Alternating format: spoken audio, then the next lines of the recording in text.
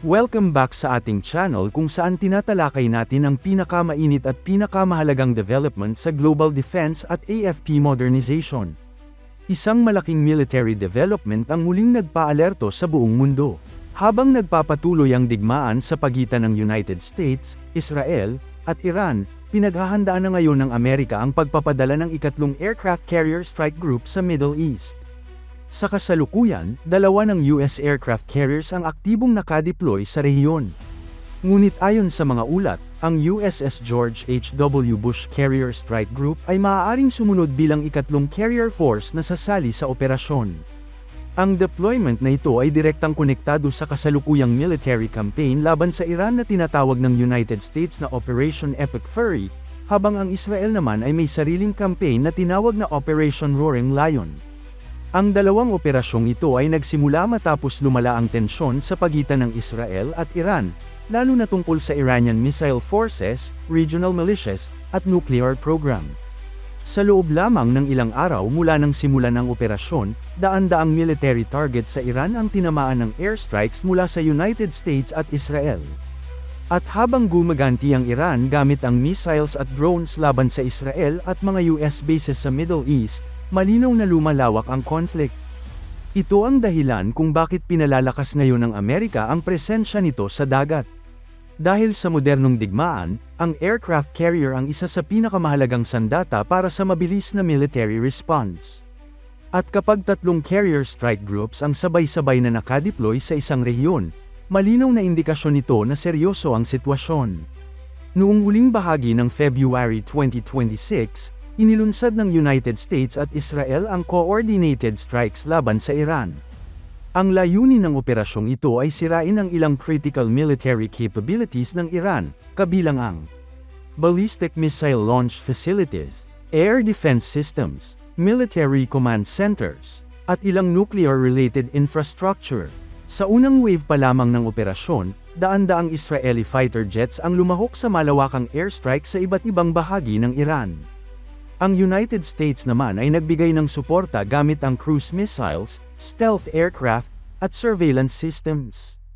Ang campaign na ito ay tinawag ng US military na Operation Epic Fury, habang ang Israeli Defense Forces naman ay naglunsad ng sarili nilang operations na tinawag na Operation Roaring Lion. Ang layunin ng dalawang operasyong ito ay pareho, bawasan ang kakayahan ng Iran na magsagawa ng missile attacks laban sa Israel at sa mga US bases sa Middle East. Ngunit hindi nagtagal ay gumanti rin ang Iran. Nagpadala ito ng ballistic missiles at attack drones laban sa Israel at sa ilang military bases ng Amerika sa rehiyon. Dahil dito, mabilis na lumawak ang saklaw ng conflict. Sa gitna ng lumalawak na tensyon, mahalaga ang papel ng United States Navy. Partikular na ang kanilang aircraft carriers. Ang aircraft carrier ay isang napakalaking barko na nagsisilbing mobile airbase sa gitna ng dagat. Mula rito, maaaring mag-launch ng fighter jets, surveillance aircraft, electronic warfare planes, at helicopters.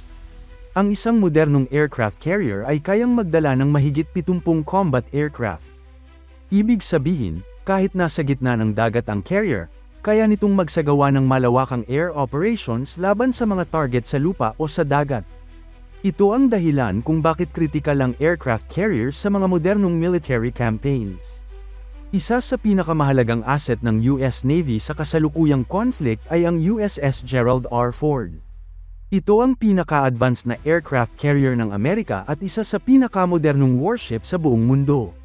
Kamakailan lamang ay pumasok ang carrier na ito sa Red Sea, isang strategic location na nagbibigay ng access sa Middle East theater. Mula sa lokasyong ito, maaaring mag-launch ang carrier ng mga fighter jets na susuporta sa mga operasyon laban sa Iranian military targets.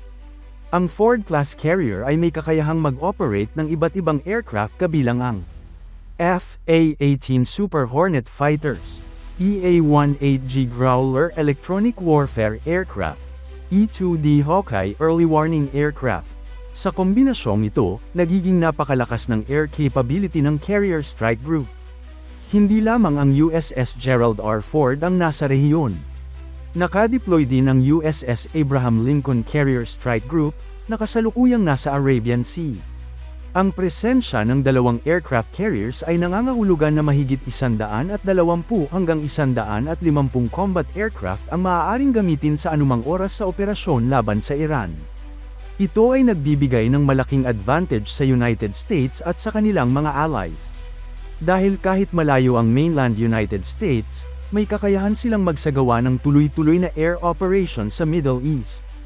Ngunit tila hindi pa dito nagtatapos ang military buildup ng Amerika. Ayon sa mga ulat, ang USS George H.W. Bush Carrier Strike Group ay kasalukuyang naghahanda para sa posibleng deployment sa Middle East. Sa ngayon, tinatapos pa ng Strike Group ang kanilang Composite Training Unit Exercise o COMPTUEX, isang malaking training exercise kung saan pinagsasanay ang lahat ng bahagi ng fleet upang gumana bilang isang integrated combat force. Kapag natapos ang training na ito, maaari na silang ipadala sa aktwal na operasyon. At kapag nangyari yun, magiging 3 ang aircraft carrier strike groups ng Amerika sa paligid ng Iran. Ano ang carrier strike group? Para maintindihan kung gaano kalaki ang military force na ito, kailangan nating malaman kung ano talaga ang isang carrier strike group. Hindi lang ito isang aircraft carrier. Karaniwan, ang isang strike group ay binubuo ng isang nuclear-powered aircraft carrier, 2 hanggang 3 guided missile destroyers, isang guided missile cruiser, isang attack submarine, at iba't ibang support ships. Ang mga escort ships ang nagpoprotekta sa aircraft carrier laban sa missiles, submarines, at iba pang banta. Samantala, ang aircraft carrier ang nagsisilbing sentro ng air operations. Kapag 3 carrier strike groups ang sabay-sabay na nakadeploy sa isang rehiyon, parang 3 naval air forces ang sabay na nag-ooperate sa dagat. Ito ay isang napakalaking military presence. Ang pagpapadala ng maraming aircraft carriers sa Middle East ay may malinaw na strategic message. Ito ay tinatawag na power projection. Sa simpleng salita, ipinapakita ng isang bansa na kaya nitong magpakita ng military power kahit malayo sa sariling teritoryo. Sa kasalukuyan, ang United States ang may 11th nuclear-powered aircraft carriers, higit kaysa sa pinagsamang carriers ng ibang bansa sa mundo. Ito ang dahilan kung bakit kaya nilang mag-deploy ng maraming carriers sa isang rehiyon habang may natitira pang naval forces sa ibang bahagi ng mundo. Sa kasalukuyang digmaan laban sa Iran, ang presensya ng carriers ay may 2 pangunahing layunin. Una, suportahan ang mga air operations laban sa Iranian military targets. Pangalawa, protektahan ang mga US bases at allies sa rehiyon laban sa missile at drone attacks. Habang nagpapatuloy ang Operation Epic Fury at Operation Roaring Lion, may pangamba ang maraming defense analysts na maaaring lumawak pa ang digmaan. Ang Middle East ay isa sa pinakamahalagang rehiyon sa mundo pagdating sa energy supply at global trade.